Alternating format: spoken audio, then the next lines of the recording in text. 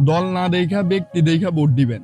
কারণ আপনার একটা ভোটে অনেক কিছু হয়ে যেতে পারে।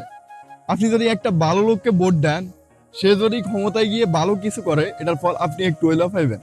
আর আপনি যদি একটা খারাপ লোককে ভোট দেন, সে চাঁদাবাজি করুক, চুর ডাকাতি করুক, আপনি কিন্তু আপনারও কিন্তু গুণ হইব। আপনি খারাপ লোককে সাপোর্ট করছেন, বিদায় ও খারাপ কাজ করতে পারতেছে। আর আপনি যদি একজন ভালো লোককে ভোট দেন, আপনি তাকে ভোট দেওয়ার কারণে সে ভালো কাজ করার চান্স পাইতেছে। তো এবার একটু হিসাবটা আপনি নিজে মিলাই দেখেন। তো এরকম আর কি।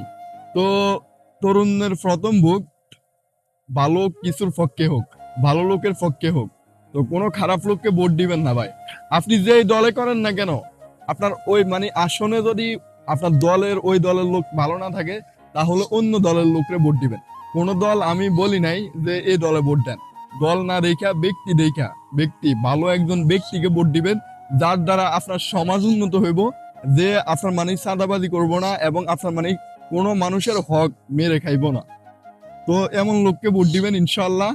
তো ভালো থাকেন, সুস্থ থাকেন।